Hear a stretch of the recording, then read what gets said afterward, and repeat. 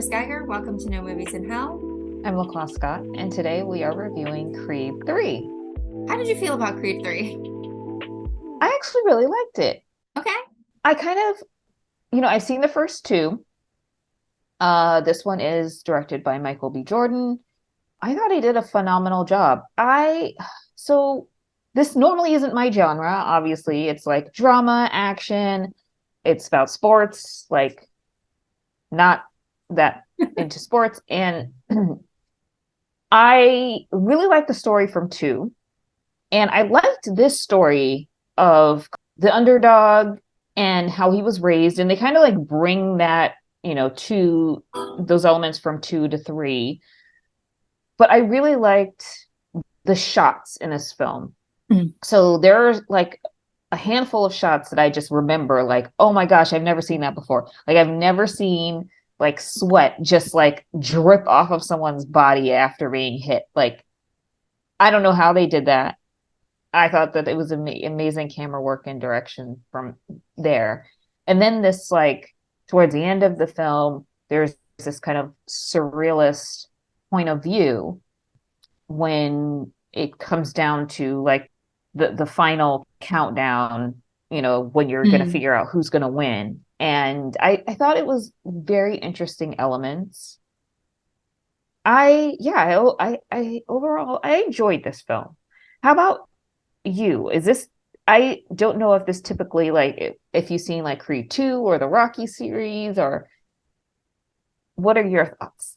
So I haven't seen all the Rockies, but I know enough about them to feel like it's like I haven't seen all the Fast and the Furious movies, but I feel like I could watch the last one and still be okay.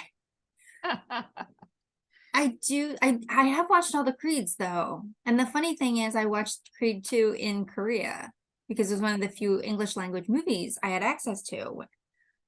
So I have very like fun memories of Creed 2. I had completely forgotten about his relationship with his mom. She's not really his mom. I totally blanked on that. So when they were doing that scene, I was like, what's happening right now? I had to look it up later after the movie. But I enjoyed this movie as entertainment.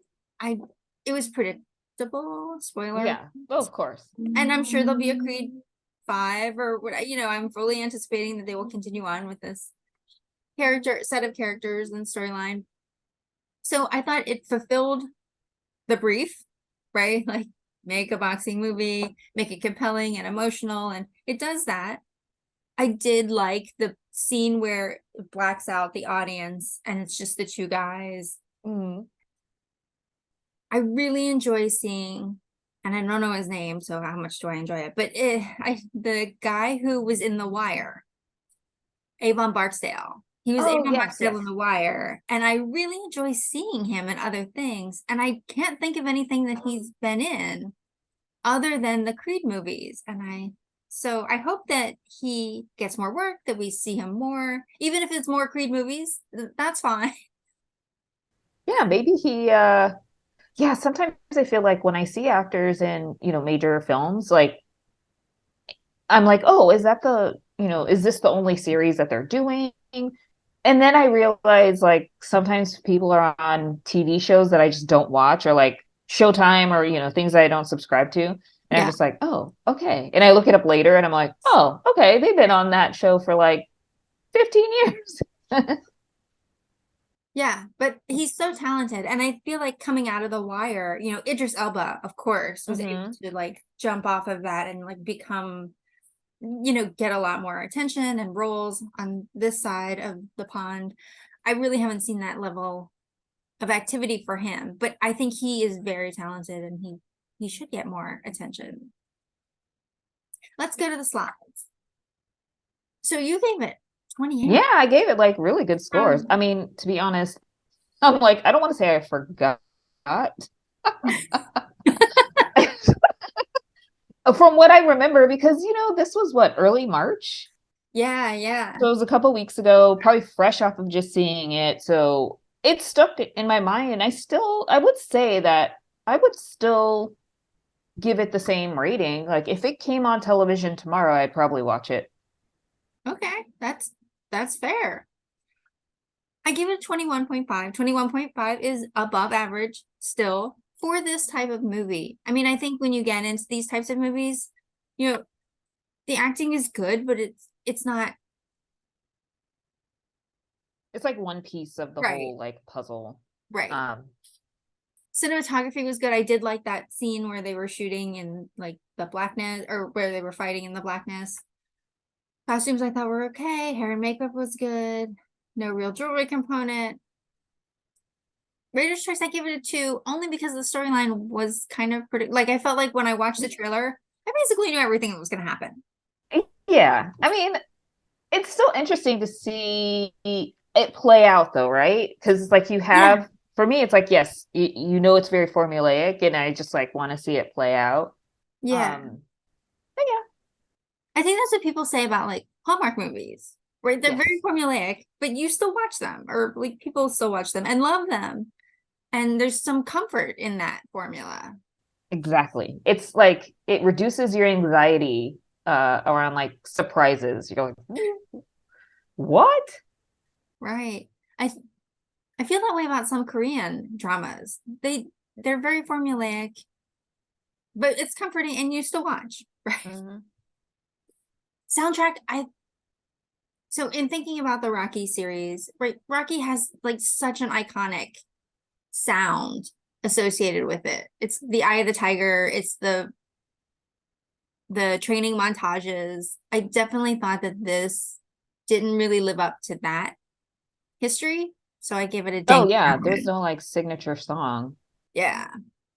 Hmm. Or if there is, I don't know what it is. I don't, I really don't think that there is one. Yeah, you know, didn't really think about that. But yeah, there is no like signature sound with any of the Creed movies. So they could work on that for Creed 5. Well, I think it's interesting. I think that the music industry is no longer tied to the movie industry like it used to be. So soundtracks used to be like things that people go out and buy. Now, Mm. I mean, all the way up until like the early 2000s, where you had like a Will Smith track on like a Men in Black or, you know, whatever. And now I just don't think that the music industry sees music as like a good tool to sell albums. And I think it's partially due to like streaming and stuff like that. But that it brings up a good like question of, you know, how do you get people really engaged with a lot of film outside of, you know, going into the movie theaters or watching it on your devices. But with this film, I found that there were a lot of really interesting partnerships. Mm. So there was like Hennessy, there was Ralph Lauren, like the suit that Apollo Creed wore. I think there was another one too. And I was like, this is actually pretty cool because if you resonate with, you know, Ralph Lauren and you want that suit, custom tailored, like it gives you an idea of the aspirational still in, you know, the world of Creed. So I find that like really fascinating, and I'm curious to see if there's more ties Mm. like that. Like for example, with Barbie coming up. Right. Well, that thing's going to be like one long commercial. Like, I think in some ways, Yes. Barbie and Dungeons and Dragons are going back to the old formula of I make this toy and then I make a cartoon series to Yep. promote it. Where, that was back when, like in the 70s when they were doing that. Yeah, I agree with you about the soundtrack point too. The one that I always think of is the Batman and Prince Oh yes. Yes. soundtrack. That was such an amazing soundtrack. And they locked in on him as an artist and said, look, you're going to do all the music Yep. for this movie. And he did. And the Yep. soundtrack was amazing. I used to play it all the time. But yeah, that's the last one I can really think of where it wasn't just a song or, Mm-hmm. yeah. There's a whole experience that you want to take back to your home. Yes, Batman, but maybe not Creed. But yeah, I think of like more films that would be cool to see. That is the whole, you know, you take part of that home with you, you have it, and it gives unlocks memories. Musicals, of course, musical movies or movies based on musicals are a separate genre. But there is some of that, like people lock into those songs and they buy the soundtrack, even if they don't ever watch the movie again. But that's a whole different animal. Don't forget to like and subscribe, and thank you for watching. We'll see you next time.